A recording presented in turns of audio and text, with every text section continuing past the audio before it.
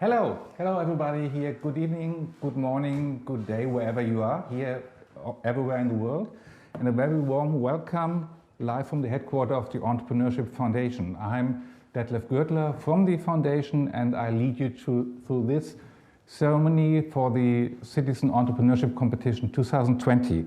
It's the 7th International Entrepreneurship Competition brought to you by our team and by our organizers, UNESCO, Goe Peace Foundation and Entrepreneurship Foundation. And it's the first time that it's broadcasted digitally. Well, you all know what happened this year, and I think we are all used to the Zoom format right now, I suppose. So without further ado, let's get started. Before we get into the award ceremony, please stay with us for a welcome from our initiators and organizers. The first that I want to bring to you is Bernard Combe. Bernard Combe is from UNESCO as a program specialist and specialized on education for sustainable development. So please, Bernard, your word, please. Hello, hello everyone. Morning, evening, whatever time zone you are in. It's a great pleasure to be here. I'm Bernard Combe. I'm with the education sector in UNESCO. I work on education for sustainable development, and it's been a pleasure being a judge in the panel to decide on the awards. It was very encouraging to see the great ideas and great initiatives that were being put forward. It corresponds to what we are working on to make sure that education for sustainable development is at the heart of the next 10 years. It's at the heart of reaching the SDGs. This was even recognized twice by the UN General Assembly, that education for sustainable development is a key enabler for all 17 SDGs. Looking through the projects, ideas that were put forward, you all have clearly understood that, and you're putting it in practice. You're thinking of ways to make it reach more and more people, and that's excellent.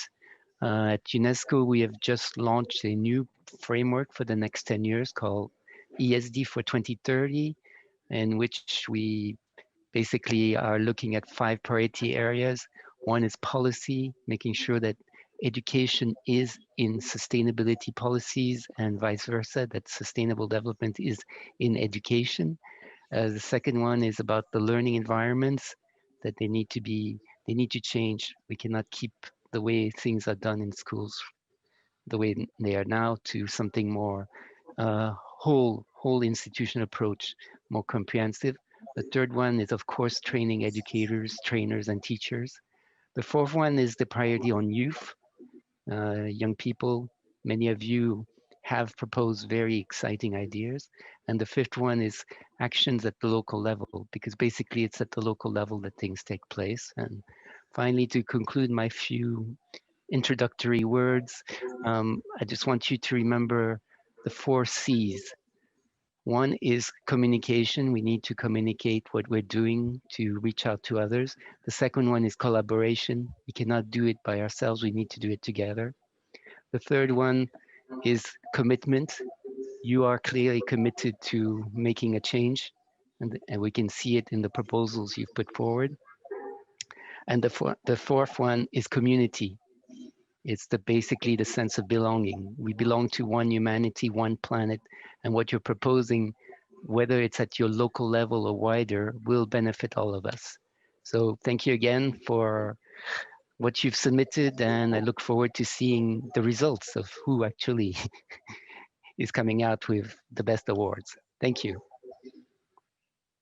Thank you, Bernard. And yes, we are all looking forward to seeing the results, just as well as the next organizer and one of the founders of this competition, Professor Günther Faltin, head of the Entrepreneurship Foundation. He's not with us in the headquarters because he's in Chiang Mai in Thailand, where he's working in a competition of the Sustainable Business Development Lab of the University of Chiang Mai. So please, Professor Faltin, you're welcome from Thailand to us. Hi to everybody. I would like to emphasize on citizen entrepreneurship. Why is it so important to engage in citizen entrepreneurship? There was Joseph Schumpeter, an Austrian economist, and he became famous for putting entrepreneurs at the forefront of modern economic theory. He said it's entrepreneurs with their new ideas, with creative new concepts, with innovations that are moving economies forward. And as we all know, these ideas and concepts have an impact on society as well. That's why we call it entrepreneurship for citizens, citizen entrepreneurship, in a way that we would encourage citizens to engage in the field of entrepreneurship. That's why we have put citizen entrepreneurship into the title of this competition. We need citizens. We need them to take an active role in their societies, to challenge mainstream views and participate in changing their own societies. Unfortunately, we know that societies more or less are sticking to conventional views. One of these conventional views is that economic growth can go on forever, and we know it cannot. And another view is that the resources of this planet are unlimited, which of course they are not. At the same time, we experience the dangerous process of climate change. And we know that this is only one of the multitude of challenges that we face in our modern societies. Yes, that's why we need you, every one of you. Let's face the challenges and let's do something. We need your ideas. We need your concepts. We need you to make the world a better place. I would like to express my sincere appreciation to all of you who participated in the International Citizen Entrepreneurship Competition. Thank you very much. We are proud of you. And thank you very much, Professor Faltin, to Chiang Mai. The third of our organizers is Patrick Petit from the Goei Peace Foundation. The Goei Peace Foundation comes from Japan. Patrick doesn't join us from Japan, though. He is the European representative of this foundation, and he is in Munich right now, if I'm informed correctly. So please, Patrick, you're welcome for all of us. That's correct. Thank you, Detlef. As Detlef already said, my name is Patrick Petit. I'm based in Munich, Germany, and I'm on staff with the Goei Peace Foundation, which is headquartered in Japan.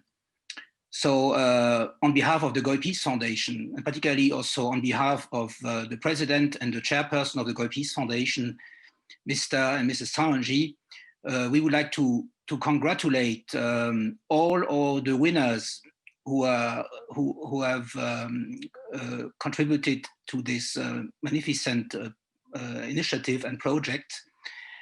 And so we are also very, very proud of you, to all the winners, but also to all those who have participated. This is a fantastic platform, the Citizen Entrepreneurship Competition and the Entrepreneurship Campus, a fabulous online platform, because it's, first of all, it tackles global unemployment. But in addition to that, the competition enables also self-empowerment as well as of young people and adults. And it gives them the opportunity to be innovative and creative and to make the world a better place by meeting the Sustainable Development Goals. And in addition to that, by doing so, they have the chance to take their life in their own hands and to express self-determination and realize their vision with compassion. So this is very crucial in our days, all on the planet. And therefore, I encourage all of you, all the viewers of today's ceremony event, to take this chance, to take the opportunity and become and be an entrepreneur and innovate and create to make the world a better place for all. And I express my gratitude also to the jury members. Some of them are with us, like Pamela Peters, Bernard Combe, Professor Faltin, and Sesto Castagnoli. They are joining us today, and they did a great job of evaluating all the finalists and coming with their choices. And I also personally would like to express my gratitude to all those behind the scene who are working so hard to make this project, the Citizen Entrepreneurship Competition, as well as running the Entrepreneurship Campus, to make this a great success, because without them, we couldn't be able to do it. So thank you to all of you. And I wish you all the best, and to all of us here today, a wonderful ceremony. Thank you so much. And thank you, Patrick. Well, I haven't made the world a better place here, but I've made this stage a better place because I've been joined by Christian Fenner. Perhaps some of you have known him already. Christian is founder of Digital Experts United. And if these three guys we have seen now and heard now are more or less heart and soul of the competition, I think Christian is more or less the motor of the competition, because he's the one who gets it running and going on. And so he knows all about facts and figures and how these 7 months of this competition have been until now. So Christian, your stage, please. Thank you, Detlef. So I want to thank all of you, especially the users who've been part this year. It's been a very, very tough year. And I think it's been a good place for all of you to come together and join and create and work on your ideas and help others work on their ideas. And I have a couple of slides which I would like to show you a little bit about the reach of our competition. Can I have the first slide? Thank you. So first of all, this year's countries that have participated, we have 79 countries, which is really great. And under the top 10 countries among are India, the United States, Nigeria, the Philippines, Indonesia, South Korea, South Africa, Malaysia, Pakistan, and Kenya, and many, many others, but this is where most of the active users came from this year. The second slide I would like to share with you is the top 10 Sustainable Development Goals that were basically used for the ideas and the projects. And these were good health and well-being, decent work and economic growth, quality education, no poverty, industry, innovation and infrastructure, zero hunger, reduced inequality, climate action, responsible consumption and production, and sustainable cities and communities. I think these are all very, very important goals, and I'm very thankful that there were so many entries. Now some facts about the participants and users. So this year we had 360,000 visitors on our website that looked at 1.2 million websites.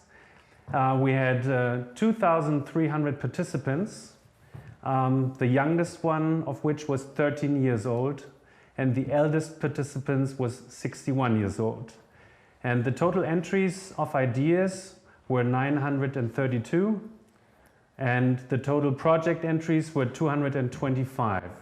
So I think it was a really, really great year for the competition, and I'm now very, very honored to be part of this and to see who has won. Thank you, Christian. We will see you some more times during this event, because it's your task to explain the jury decision with just some words about the winning project in each category. So Great. we'll see him again, and now we are going right into the first award ceremony. From all those more than 2,000 participants, we have heard from Christian that have been in this competition, exactly 40 have made it into this final round. So it's 10 for each of our 4 categories: youth ideas, youth projects, adult ideas, and adult projects. And so this is how we will get into the ceremony one after the other. All of them were judged by our jury. Patrick has told some of the names.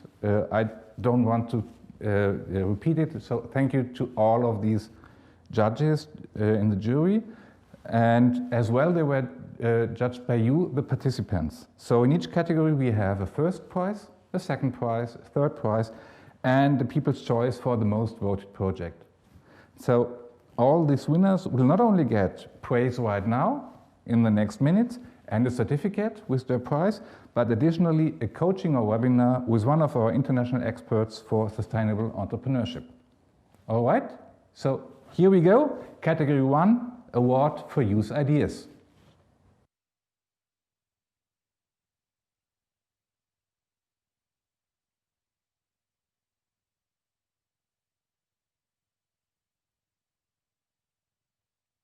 Hello, good day. My name is Omar Imam, the 22 years old founder of Afric Designers.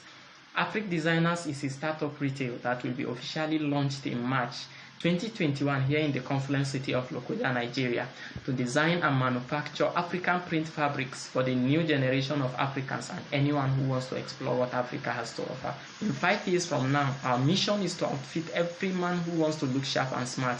Within 5 years, our vision is to build a global fashion tech company, and the goal in 5 years is to establish Afric Designers as Africa's premier online fashion retailer, serving a global customer base, offering a wider product assortment, and have further built our technological capabilities to provide customer experience the best.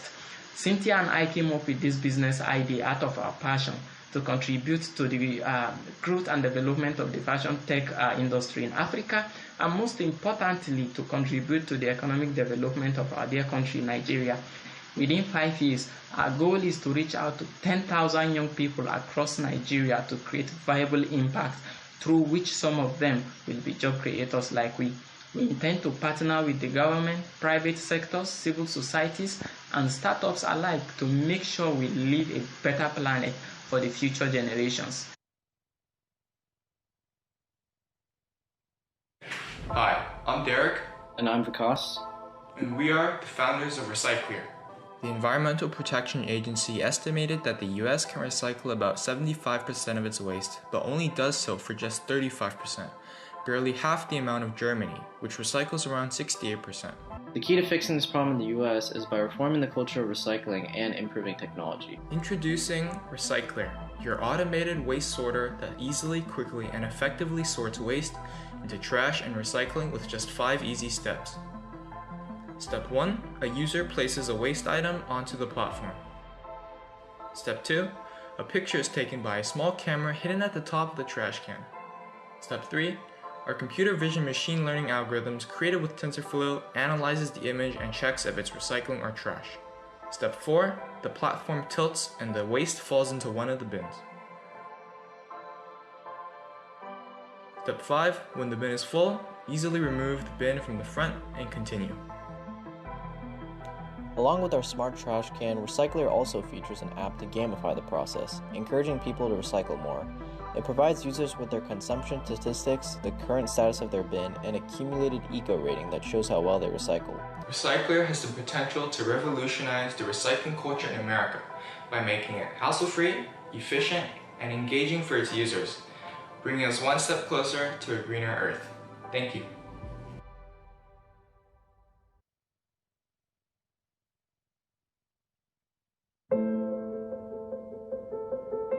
In order to provide us tissue that we only use for 2 seconds, 27,000 of trees are being cut down each day, resulting in the destruction of habitats, and animals like the cute orangutans lose their homes.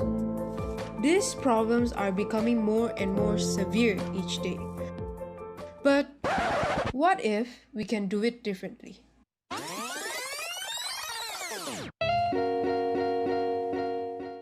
So we're from Escalwipe, and we provide you a sustainable solution.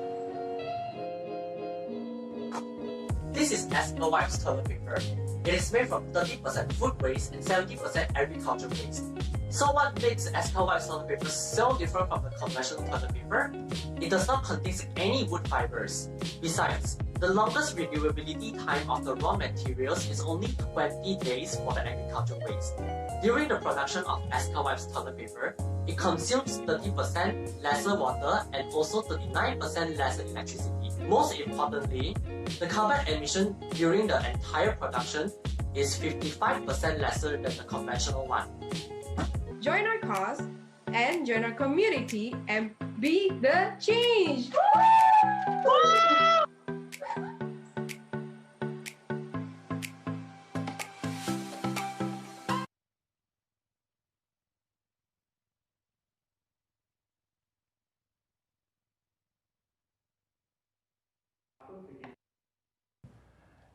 And congratulations to you. I won't be able to make this woo in the same way as you did, but well, we'll try here. And here is, as promised, some of the jury statements about Escalwipe and why they have deserved to win. Okay, the jury said it's a genius circular economy concept, diverting food waste to become toilet paper.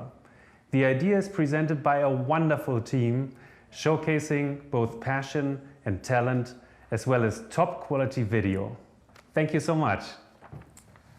Okay, so now I have seen on the Zoom stream that all the team, all the four that we have just seen in the video are present here. So please, would you be so kind to unmute yourself just to have a little chat about your project and how it will go on?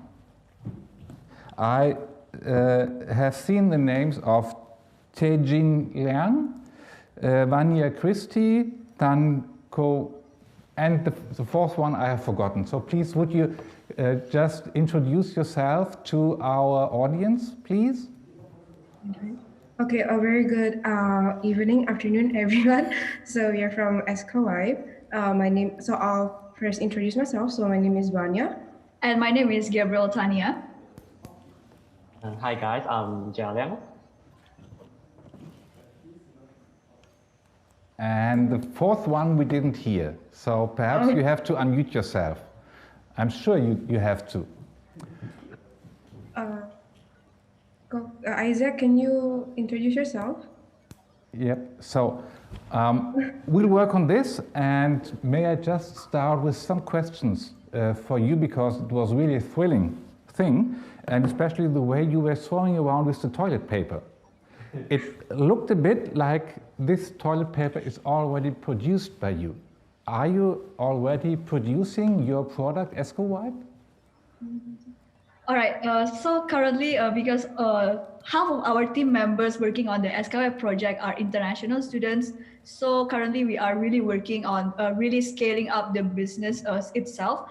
Because right now we are from Malaysia, most of us are from Malaysia, and we have some problems in really producing it, but we have the prototype, everything is ready. What would you need for this? Do we need a huge factory with a huge company like Procter & Gamble and so on to get into the process? Or would a small scale production in local communities as well work? All right, so in our business model, in our system itself, we will do offshoring, and we will partner with some of the existing manufacturing, but we need to run their machine because we need to do some modifications so that it can incorporate the production system that Escalwipe have. So to answer your questions, yes, at first we will start small. Of course, it's a startup company. We won't have much capital to start the whole business, but it is possible to start small. Yeah. Tomorrow, it's possible? Yeah? Okay. God willing, yes. We'll try our best. Okay. May I just get to the second thrilling feature of your presentation, and that was the presentation. The video was one of the most professional videos we have seen in the whole competition. Does someone of you consider to get into video business instead of toilet paper business?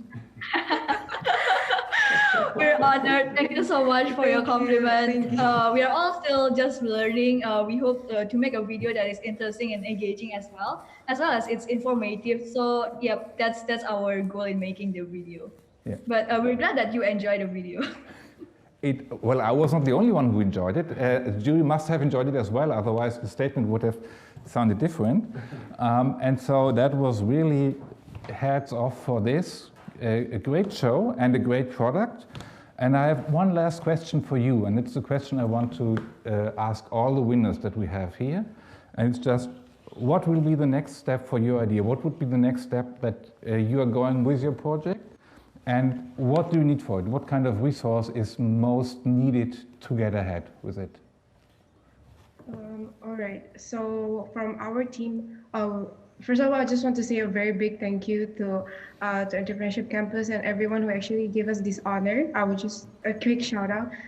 This is a very big opportunity for us because now through this opportunity, we get to meet a lot of mentors. We got to actually learn a lot more. And through this, we can actually got a lot of networking also. So through this opportunity, we'll actually build up our networking and actually search for more R&D support and also for more outsourcing support that will actually help in our startup business.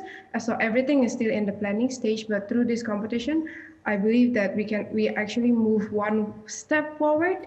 So yeah, so we're still on because after all, it's still quarantine time here. So we are doing our best to run everything. So yeah, that's where we're at.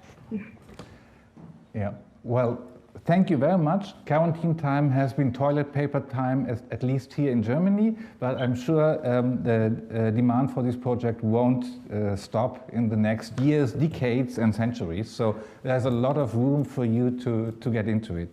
So thanks a lot. Congratulations for you and all the best. And let's hope that we can participate or can bring some more help for you in getting the project up and running. We had talked about the jury, and one of these judges that have been in there is in our Zoom conference right now, and this is Pamela Peters from Belgium and USA. She's an environmental economist and executive director of the Institute for Sustainable Planet. And I think we all would like to know a bit, how does it feel to be a judge? How does it feel to decide about the future of all these brilliant minds? So Pamela, how does it feel? What is it for you? Well, thank you. First and foremost, good morning from the USA, distinguished guests, laureates and organizers. And I am actually very, very honored to be a judge in the 2020 Citizen Entrepreneurship Award. Why? Because it's a wonderful competition that helps achieve the 17 Sustainable Development Goals that seeks to promote youth around the world to go after their dream. I can look back, Belgian-born environmental economist, in a 20-year-long career actually popularizing sustainability. So I have a mix of being a master in economics and a master in environmental management, and I combine both lenses to always analyze, is this driving community forward, and is this also protecting the environment through the collaborations of community? And so to see these members of youth and the more mature participants of this competition unite in a common goal fueled by passion. That was the main key. Also fueled by doing good. And for me, as a, I would say, citizen of planet Earth, I call her Mother Earth, that is tremendously important, that we not only seek to do good to others, but to all forms of life, humanity, of course, included. A little bit more about myself. I started actually very, very, very young. I was 12. I saw that somebody was 13. At the age of 12 in Belgium, while in middle school, I launched my first environmental magazine called Grab the Green. In Flemish, that's called Grabbelgroen, just to add a little cultural dimension to the mix. And it started a life of being dedicated to show the world that there is a better way to live. And there is indeed a better way to live. And that's the promise of sustainable development. As you said, it's not just about economic growth. It's about growing as humanity to maybe embrace a different level of consciousness. And I believe that's around the corner. After the magazine, of course, you already know I went to college and had to combine 2 degrees to become an environmental economist. This has changed today. Today you have education, masters in sustainability, etc.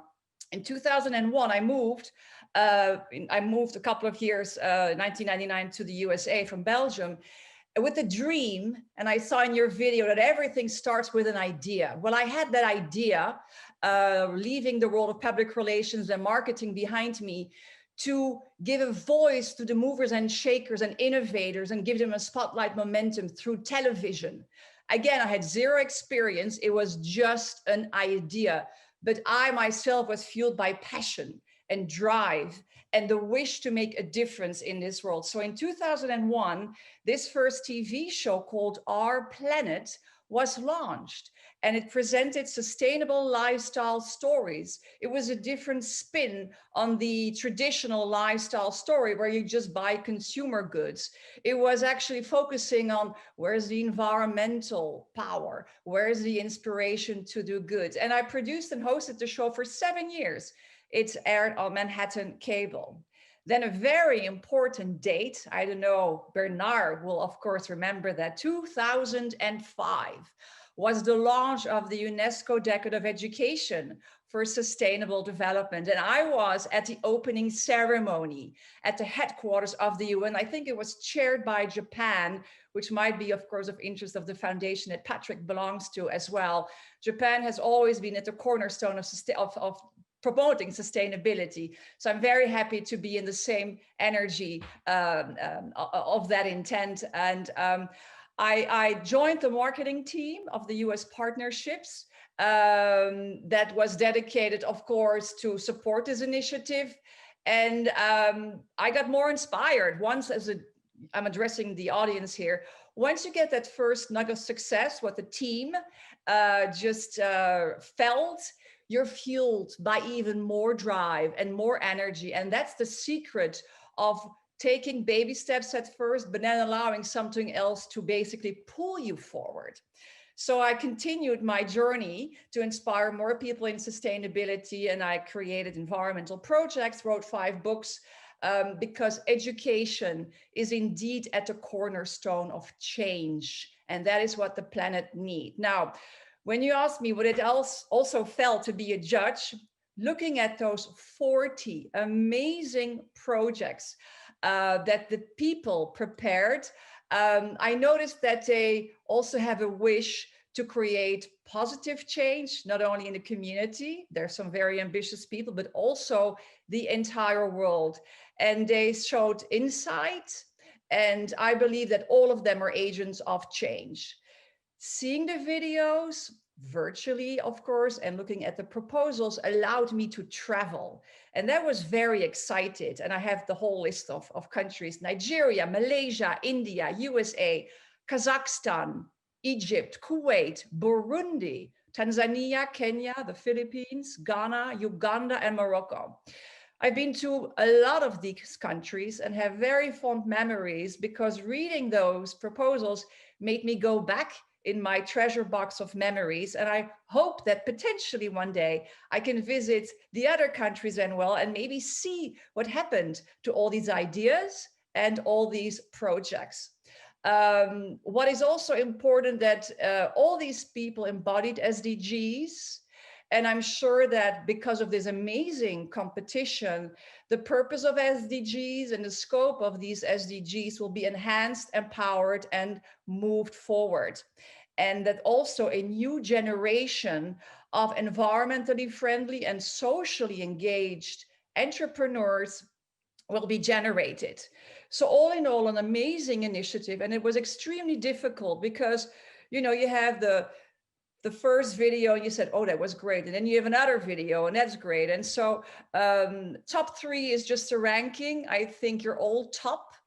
And therefore, I thank you, Patrick, for having taken the initiative to allow to be a part of this beautiful citizen entrepreneurship ceremony. And I wish you all a very wonderful continuation, much inspiration, and to all of the candidates and laureates, please go and make the world a better place as you've done. We're all watching. Thank you very much, Pam. It's really amazing to see, well, there is a generation before our participants. There will be a generation after our participants, so we are all in the flow of improving the world, society, doing something to make the world, the society, our village, whatever, a better place. And so that's where we are going now to the second category, and this is use as well, projects. And here are the top 3 of this category.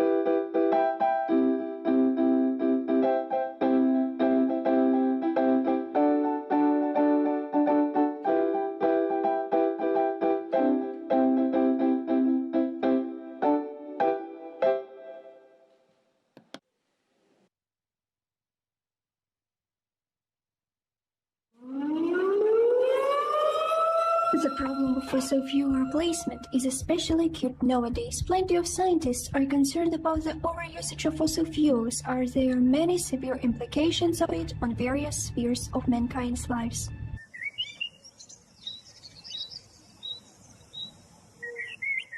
So, our solution is biofuel of sheep manure. It is a startup that strives to realize clean and affordable energy in Kazakhstan. We created an alternative source of energy consisting of several components. Firstly, the main component is sheep manure, because sheep are one of the most widespread domestic animals in Kazakhstan. Moreover, their dung cannot be used in agriculture as fertilizer because excess nitrogen in sheep droppings causes chemical burns in plants. The second substance is coal chips, which are considered a waste because they do not burn in furnaces. Furthermore, the addition of coal suppresses the unpleasant smell from burning manure.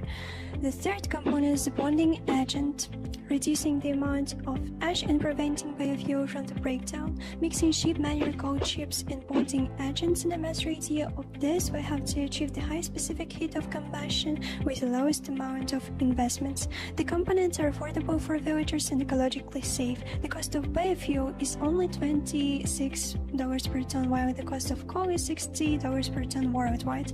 The biofuels can be used for heating homes, greenhouses, and sheds. Moreover, we constructed special equipment for household manufacturing of biofuels. Therefore, our innovation is affordable for all individuals and environmentally safe.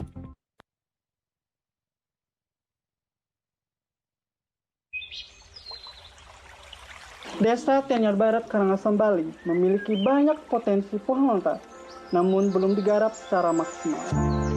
mengusung filsafat Trihita Karana, Palemahan, memanfaatkan daun lontar dan olahan sampah, Pawongan dengan memberdayakan ibu-ibu, petani, dan pemuda-pemudi lokal, serta Parahyangan menjaga tradisi budaya lokal sebagai anugerah Tuhan.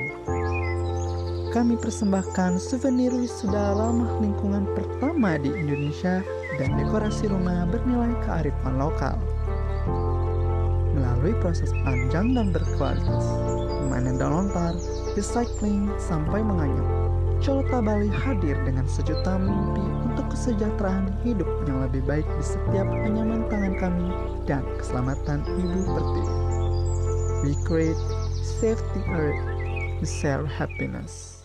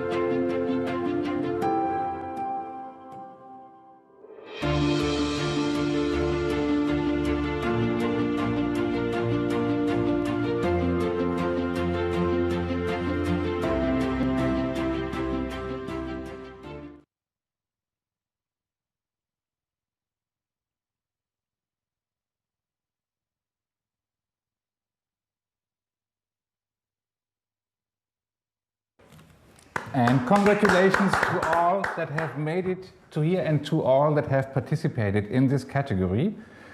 We are here just to hear the voices of the jury. Christian, please, first number one, Cilota Bali from Indonesia. And the jury says it's a great initiative to engage and empower communities to promote their handicrafts as artwork. Cilota Bali's concept of using local resources to bring value to heritage and culture would be worth implementing at many places everywhere in the world. And as unfortunately the team of Cilota Bali couldn't make it for this ceremony, so we can't make an interview with them, so we go to the other number one, and that's Chocolate from India. Please, Christian.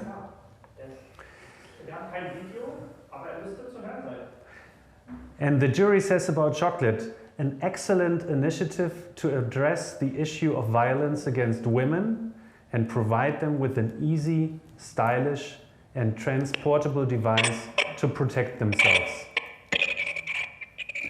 Okay, thank you, Christian. We are just trying to get Shazib Khan from the Chocolate Project on board. Chocolate not like in chocolate, but like in chocolate, like shock and bracelet. May I just ask, Shazib, can you hear us?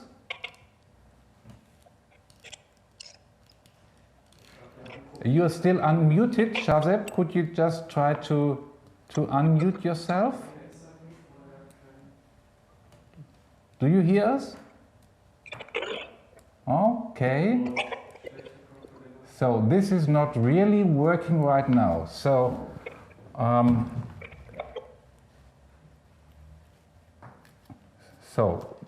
if this doesn't work, just one word from me to this project, because I really think that's a great thing that should work and should be produced. When I showed this video to my daughter, that is 22 years old now, she had just one question: where can I buy it? And so this is something where I would be really thrilled and lucky to have this kind of device for us. So I'm just shown from my team, if we don't have the possibility to talk to number one. So please welcome and congratulations to number two. And this number two is from Kazakhstan. And do you hear us? can you just unmute yourself? Hi, you hear us? We see you. Yes, hello. I'm very glad to participate in this competition. So I'm sorry, were you asking me? Yeah, and so it was brilliant. I just asked myself, how did you get to this combination of 40 of this, 40 sheep manure, 20 coal, and 7 for the third ingredient? How did you experiment to find it out? Okay, we were searching this combination in a laboratory, and we were estimating how much heat was produced, was released while combustion of different kinds of this how can I say these biopellets. So we were okay, so I'm a little bit nervous, so I'm sorry. Yes. You don't have to be sorry for being on number 2 in our competition. And I just would like to know, you see, this is a possibility to produce cheap and clean energy in Kazakhstan, more or less everywhere in Kazakhstan. Not in the capital, obviously, because in the capital I think there's less sheep than in the countryside. But it would be a possibility for all rural areas in your country. Okay, I guess that actually our project was aimed to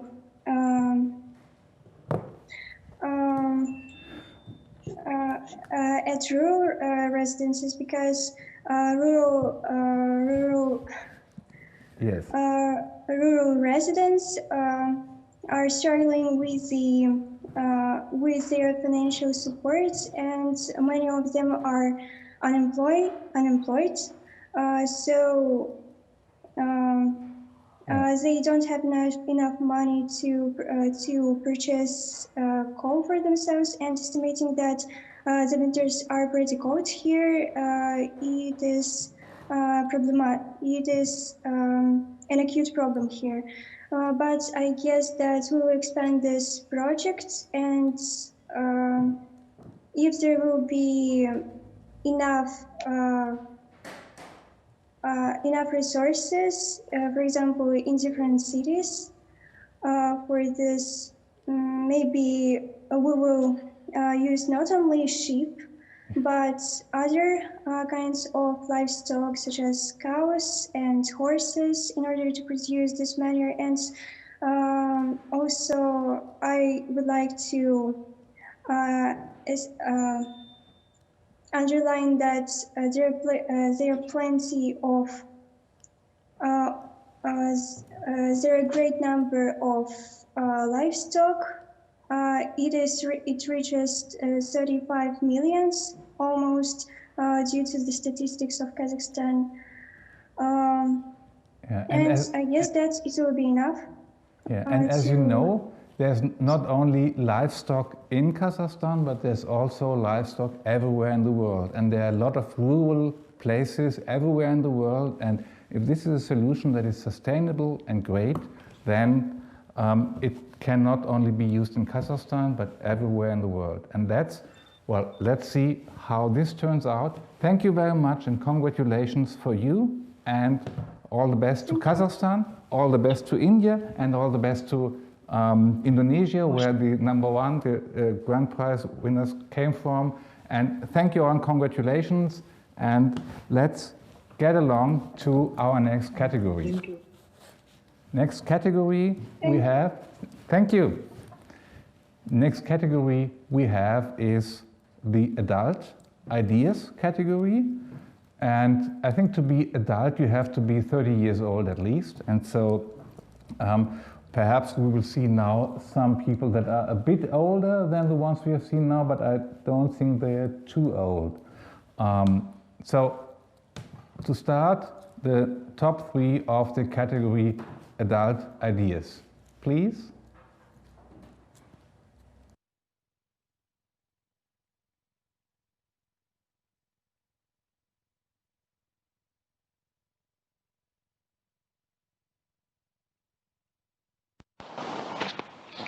Good morning, everyone, and welcome to my presentation about Chicken for All Limited.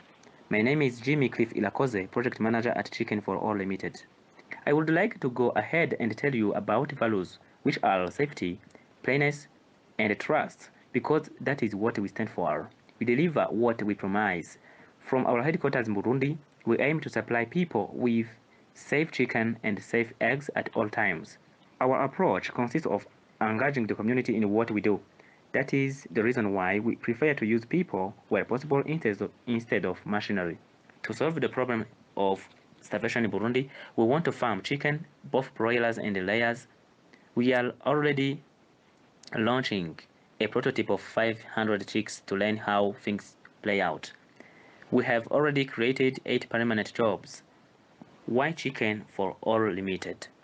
Let us underline it again. We want to stop starvation and curb malnutrition in Burundi. We aim to train small-scale farmers to be self-reliant in managing their farms. We aim to train them to be financially included in Burundian and the global market. We want to raise the awareness of the environmental issues. Our planet is not an endless resource, but we can manage the situation by equipping everybody with the required skills and know-how. Let's own the situation and take care of our planet. Hello everyone, my name is Edita Medad Tairo. My idea, mental health awareness clubs in learning institutions focusing in Tanzania, my country of origin, is targeted towards making mental health a priority in Tanzania, as without mental health, the best is wasted in productive human resource, a crucial resource of all. Simply because my idea is at planning stage that is not yet implemented, I have planned that its implementation cut across all learning institutions from primary schools to universities. At primary schools, awareness from mental health practitioners, questions and answer sessions and art competitions will be conducted. Also, teachers in collaboration with mental health practitioners will also identify students with such challenges and help them. At secondary schools, students will continue the awareness programs, participate in essay competitions, debates, article writings to be displayed on notice boards and in school magazines. To maintain sustainability of this proposal, the program will continue at universities and colleges through creating blogs, participating in World Mental Health Day events, and presenting various papers, also organizing sports events and community programs, whereby during holidays they will go to families and educate them on mental health issues. I really need support so that I can make the world a better place through mental health programs. Thank you.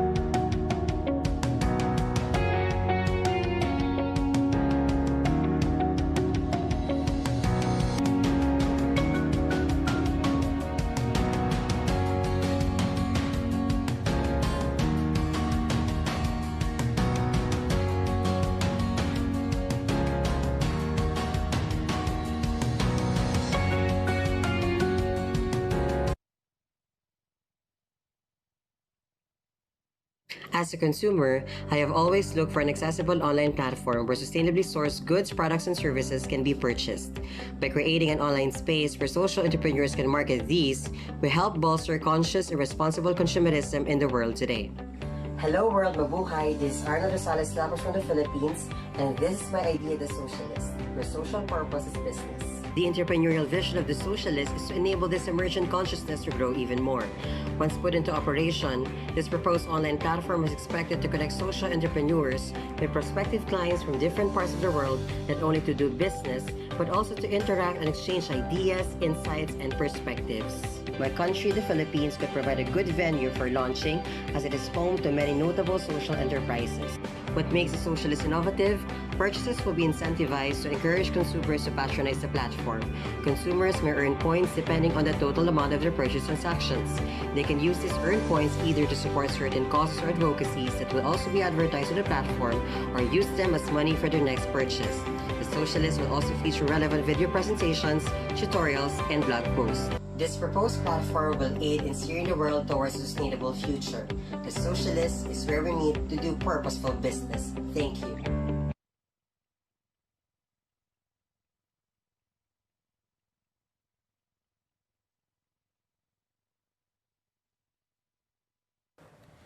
And congratulations once again for all that have participated here and for all that have won here, and for the one who won the most. Please, the vote of the jury. Christian. Yes, the citation of the jury is an unusual idea to set up an online platform to do purposeful shopping and promote social entrepreneurship. A platform that connects social enterprises with clients is a great way for these businesses to grow their network and visibility. Thank you. Thank you, and congratulations to Arnold Lapus from the Philippines. And I think we have him now here live on Zoom. Arnold, you're here? You hear us? Yes. Yes. Greetings from the Philippines.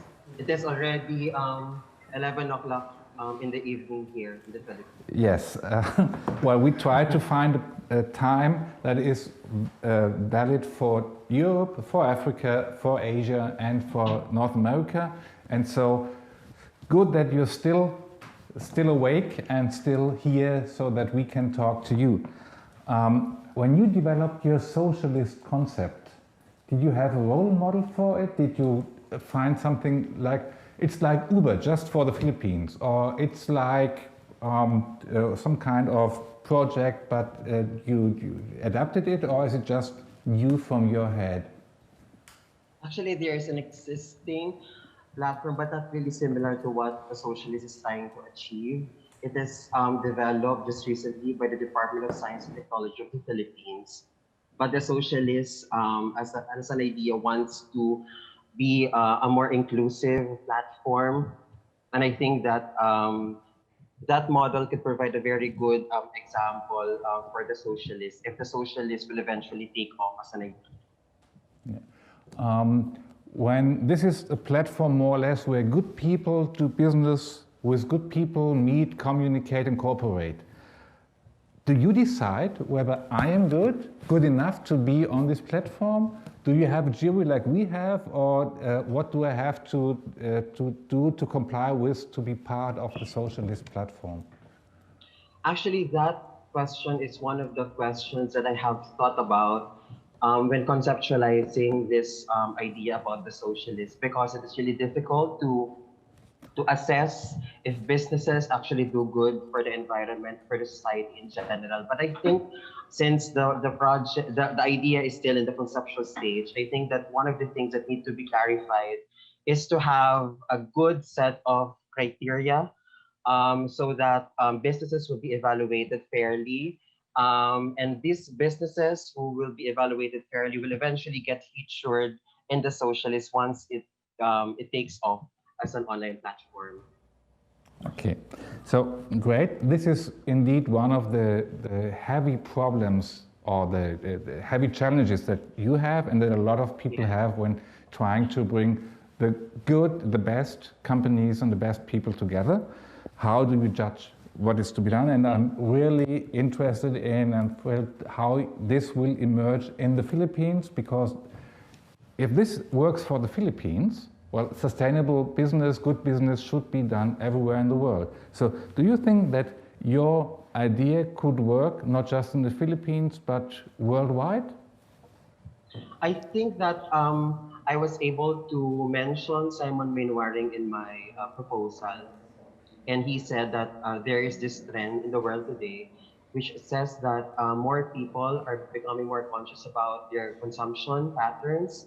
And I think that as more people are becoming aware of the impact of their consumption to the environment, they will be more supportive of social entrepreneurship. We just have to give social entrepreneurship its proper venue so that it takes off and become more popular, not only in the Philippines, but in other parts of the world. Because in the Philippines, there are so many social and entrepreneurship projects. And I think that the Philippines being a country that is also struggling when it comes to the economy, I think that it could also set a good example to other nations to follow. Yeah. Just one last question. I promise to everyone. What would be the next step for your idea? What's next coming for you? Because my idea is in the conceptual stage, I think the next step is to get more inputs from other people, and I think I will benefit from the webinar that I will be attending, since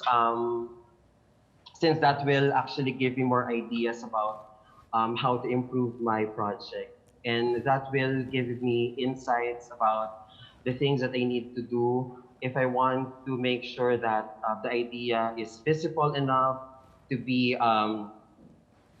launched as a platform in the Philippines. Thank you. And thank you very much, Arnold, for this, and congratulations, and great stuff, and I'm looking forward to seeing it live on stage in the Philippines. And next on the stage is not our next category, but our next judge. As we have seen with Pamela, who has been a judge, and talking about development of the youth. Now we have Sesto Giovanni Castagnoli. He has been on our jury as well, and he calls himself an evolutant. So he's combining evolution and consulting to advise people how to develop themselves. And so, Sesto, what are your experiences? What is your message to our participants? Yes, first of all, thank you very much for being with you all on a global scale.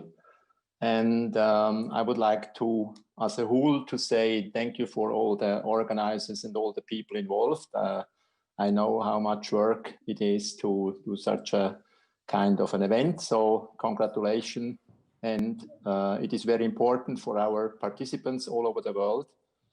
And I don't want only to talk about the winners or award winners or participants, the 40 finalists. So everybody who participated is for me a winner. So, and when I saw all these inspiring input from these different ideas and projects, my heart was just jumping. So I wanted immediately to see them, to talk with them, to visit them.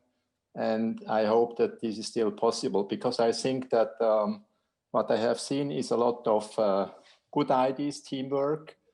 They are reaching the SDGs, many of them, and they are many more to come, so which are reaching maybe more SDGs, in my opinion.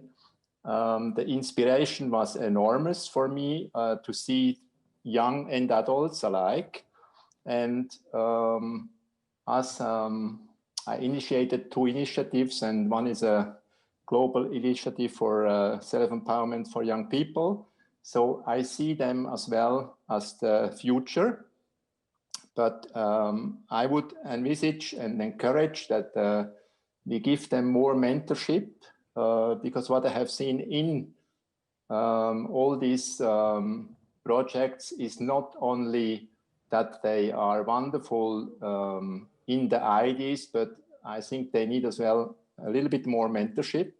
And I hope that finally, when we go out of this event, we are able to contact them, and we have all a lot of influence, and we have all a lot of knowledge and contacts. And I think, as just the last speaker mentioned, which won the first prize, in the Philippines. I think for these young people and adults, it's important to get the contacts we have all over the world, or in our countries, or with investors, or inspirational people. So all in all, I could say what I have seen is not only the projects which are inspiring, but people who are inspired themselves. And I think the passion they have for what they are doing is one of the most important things. And I would here emphasize as well what Professor Faltin said in the beginning. So we should, and many are already on this path, stop in profit maximizing. In the entrepreneurship, I think it is not even social entrepreneurship. Entrepreneurship is social in general. And the consciousness of our planet, what very passionately Pam said, is quite important for our future. And I think, again, congratulations to all the participants from all the 73 countries and to the award winners especially. And I wish us, as in these special times, which I just heard from Professor Laszlo on his speech, we will remember this time in the history, that we see many more years to come with this wonderful event. Thank you all very much and congratulations. Thank you, Sesto, for this and your proposal to bring some more mentorship into the process of the competition is going through a widely open door here at our foundation and at the organizers, and this is what we will do with the prize part of the mentoring, of the consultation, of the webinar for all the winners that are here in the videos now. And I think we will find a way to do it in the next competition even more for everyone. And so thank you very much. Welcome. And before we get into the next competition, we won't do this today, we will get to the last category of this competition, and this is adult projects. And for me, in this adult project, there was, well, the best, most thrilling, most wonderful of all the projects I have seen. And, well, you will see for yourself. Please, the top 3 of adult projects.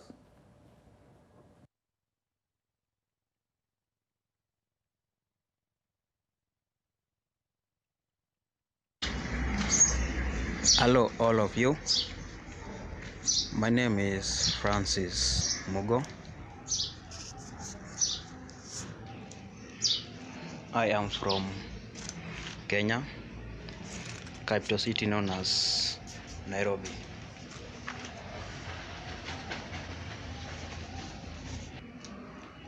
I am the owner of this project, affordable accommodation for communities. These are the staircase that takes you up to the first floor.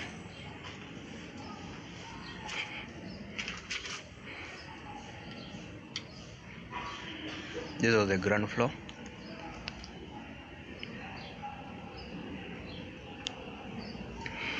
Right now we're in the first floor. It was done 3 weeks ago.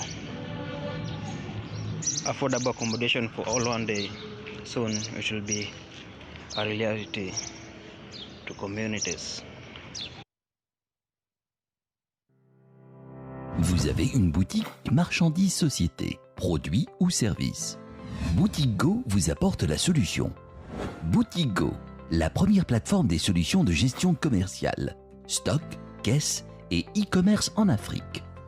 Vous pouvez introduire votre boutique sur Internet avec un simple clic. En quelques secondes, sans avoir à apprendre des langages de programmation, votre boutique est exposée devant tout le monde. Vous pouvez suivre votre commerce à partir de votre maison. E-commerce, caisse, vente achat, stock, tableau de bord. Boutique Go, votre partenaire dans votre transformation digitale.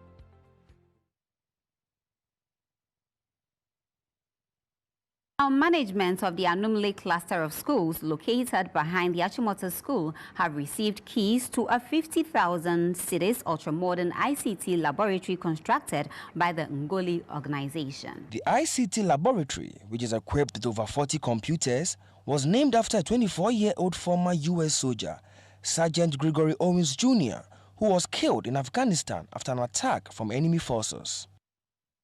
At Ngoli, we take STEM education seriously because STEM education creates critical thinkers, increases science literacy, and enables the next generation of innovators. It's a known fact that Africa's foundation in STEM is weak, and lack of accessibility to already established innovation is another problem. Hence, the community STEM projects originated from these alarming situations. The Community STEM Center is a social enterprise and will consist of 4 sections to meet the needs of youth and adults: business, career professional training, after school, and a digital library. Our goal is to perfect this module and generate funds from this project to enable us to sustain it and then expand to other regions and the entire Africa.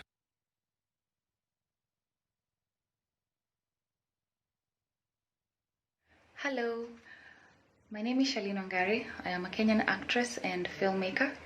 Thank you very much for shortlisting my idea, and thank you for this opportunity at this campus.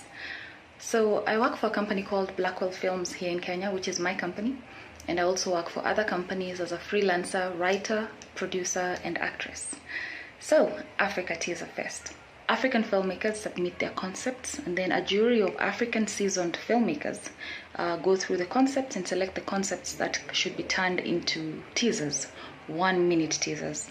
The teasers are uploaded online, and then people vote.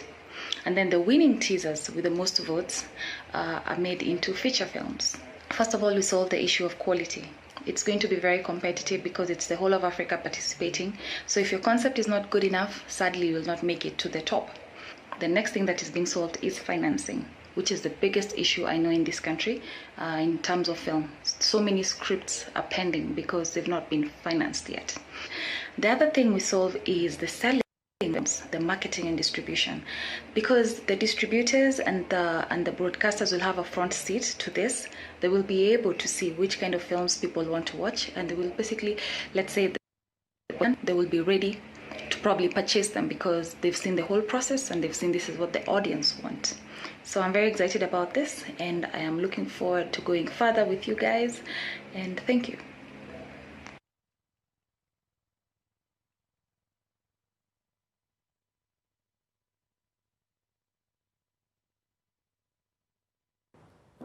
Thank you, and congratulations for all that we have seen here.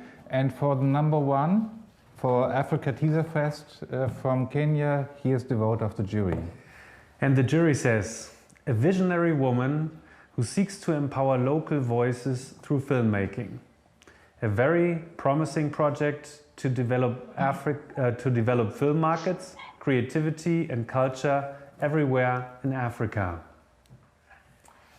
Thank you, Shirley Wangari, for this. And just to add my 5 cents to this, this was the project that impressed me most, because for me, this is not just a way how you can make films in Africa as a solution, but it's as well, I think, a possibility how to produce and market creative content in any kind of culture, in any world, in the digital age, because this is a way how you can bring all the energy, all the creativity of everyone into big mass market products. And so for me, this was a lot of thinking and thoughts that came out of this short video. And this is one of the things with this competition happen sometimes, or even often, that one thought that comes from Kazakhstan, comes from Kenya, comes from Burundi, comes from the Philippines, can open doors for people from completely different contexts. And so this kind of diversity, this kind of creativity, and this kind of production of ideas and communication of ideas is very, very valuable, even beyond the scope of the one participant we had.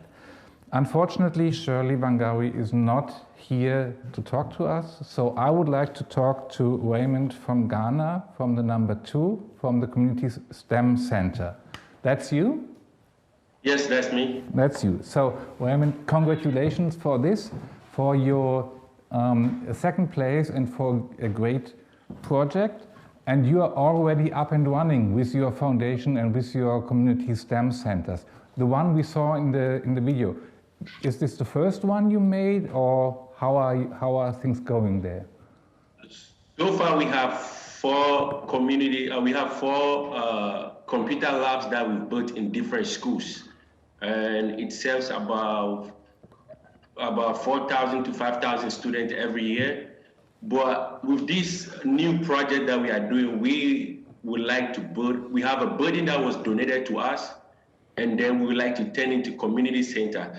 And because the problem we face is that when we build these computer labs and these STEM centers for the schools, they cannot sustain it. They cannot maintain the equipment. So then they come back to us. So we are not moving. So with these centers, it will generate income for us to expand to other communities in Africa. Because everybody wants to bring this beautiful project and new apps and technology to Africa, solar energy and this stuff. But the production is not coming from Africa. The development is not coming from Africa.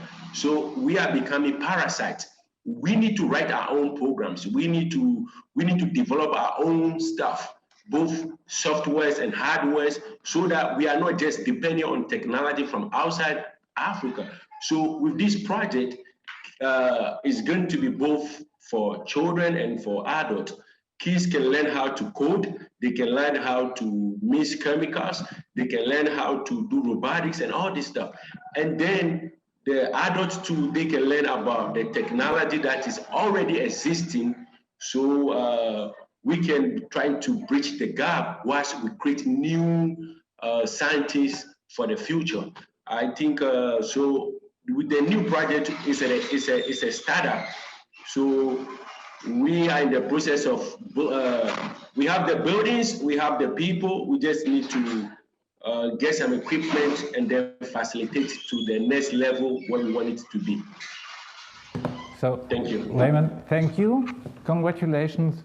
Thank you to all of you. Thank you to everyone we have seen here today, for everyone we have heard today, for everyone who has been part of it, and especially for the ones who couldn't make it to join us, even if they have been winner of the grand prize. And all the projects we have seen in the videos are not just winners, but they are also entitled to become in the process of training together with the Entrepreneurship Foundation and the competition. And so it was great to be together with you. It was great what we have seen here. I hope great things will come out of it, and it will be great next year once again. So thanks a lot for all of you, and goodbye, and see you 2021. Bye. Thank you. Bye. Bye.